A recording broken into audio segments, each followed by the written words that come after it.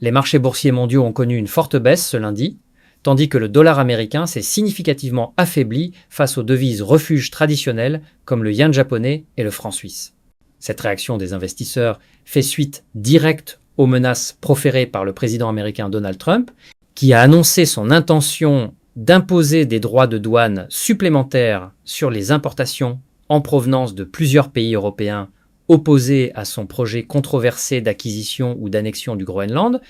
un territoire autonome, sous souveraineté danoise, riche en ressources stratégiques pour la sécurité arctique et les minerais rares. Les prix de l'or et de l'argent, considérés comme des actifs refuges par excellence en période d'incertitude géopolitique et économique, ont poursuivi leur ascension fulgurante en atteignant de nouveaux records historiques, avec l'or flirtant autour des 4 689 $ l'once et l'argent culminant à 94,08 $. A l'inverse, les cours du pétrole ont reculé, reflétant les craintes grandissantes des opérateurs quant aux répercussions potentielles d'une escalade dans la guerre commerciale entre les États-Unis et l'Europe, qui pourrait freiner la croissance économique mondiale et réduire la demande en énergie. Aux États-Unis, les marchés boursiers au comptant étaient fermés en raison du jour férié dédié à Martin Luther King Jr., mais les contrats à terme sur les principaux indices comme le S&P 500 et le Nasdaq ont plongé de plus de 1-2%, anticipant une ouverture difficile mardi et illustrant l'anxiété des investisseurs face à cette nouvelle source de tension transatlantique. En Europe, la réaction a été particulièrement marquée. L'indice pan-européen Stoxx 600 a enregistré une chute notable, tandis que les places majeures ont toutes terminé dans le rouge, avec Francfort en baisse de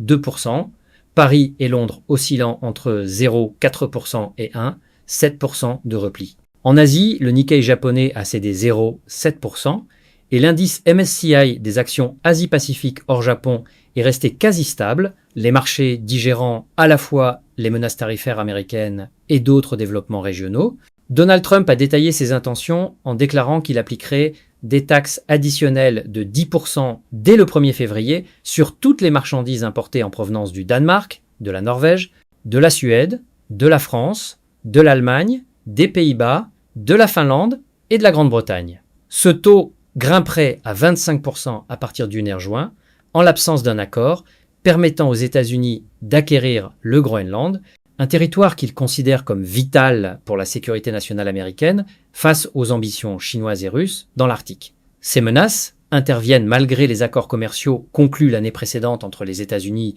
l'Union européenne et le Royaume-Uni, remettant en question la stabilité des relations économiques transatlantiques. Les principaux États membres de l'Union européenne ont unanimement condamné ces annonces, les qualifiant de chantage pur et simple et d'atteinte à la souveraineté danoise et groenlandaise. La France, en particulier, a proposé l'adoption de contre-mesures économiques inédites et robustes, tandis que des ambassadeurs européens se sont réunis en urgence à Bruxelles pour coordonner une réponse collective. Parmi les options envisagées figure la réactivation de droits de douane sur 93 milliards d'euros de biens américains précédemment suspendus, ainsi que l'utilisation de l'instrument anti-coercition de l'UE, capable d'impacter le commerce des services ou les investissements américains en Europe. Georges Lagarias, économiste en chef chez Forvis Mazars, a commenté cette volatilité en soulignant qu'il y a manifestement une réaction immédiate et palpable sur les marchés financiers aux nouvelles menaces tarifaires américaines.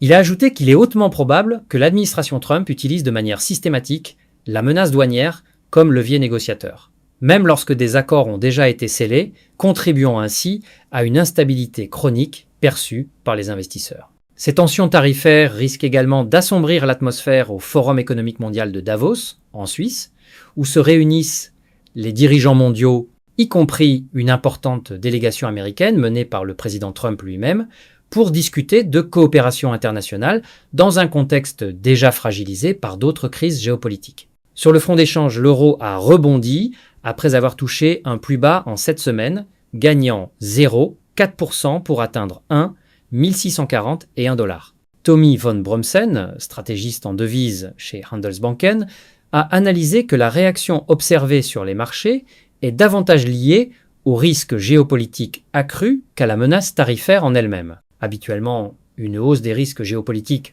renforce le dollar, mais ici, la faiblesse de la devise américaine s'explique par le fait que l'incertitude émane directement des États-Unis, poussant les investisseurs à diversifier leur portefeuille en s'éloignant des actifs libellés en dollars. La livre sterling a également repris du terrain à 1,122 dollars après une baisse initiale, et les devises refuges ont progressé avec le dollar reculant de 0, 7% face au franc suisse à 0, 7965 et de 0, 2% face au yen à 157,88. Par ailleurs, les investisseurs ont globalement ignoré l'annonce faite vendredi par la première ministre japonaise Sanae Takaichi de dissoudre le Parlement en vue d'élections législatives anticipées le 8 février, dans le but de consolider la majorité fragile de sa coalition et de chercher un mandat plus fort pour ses politiques économiques et de défense. Sean Osborne, stratège en chef des changes chez Scotiabank,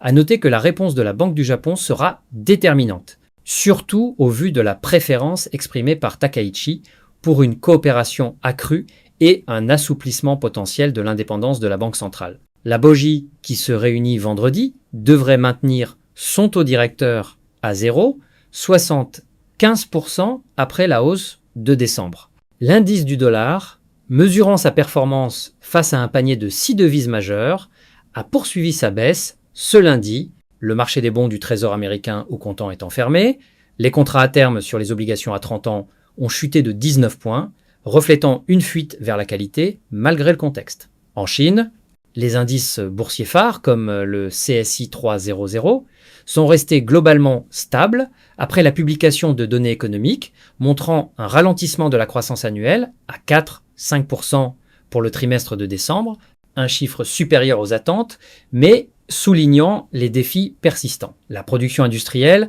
a surpassé les prévisions grâce à la robustesse des exportations dopées par les anticipations de tarifs, tandis que les ventes au détail, décevantes, ont mis en lumière la faiblesse continue de la demande intérieure, freinée par la crise immobilière et un chômage élevé chez les jeunes. Les prix du pétrole sont demeurés stables, soutenus par l'apaisement relatif des troubles en Iran, mais le marché reste vigilant face à toute escalade potentielle dans la guerre commerciale autour du Groenland qui pourrait affecter la demande mondiale en hydrocarbures à plus long terme. Ces développements illustrent à quel point les marchés restent sensibles aux risques géopolitiques et commerciaux, dans un environnement où la croissance mondiale apparaît de plus en plus fragile.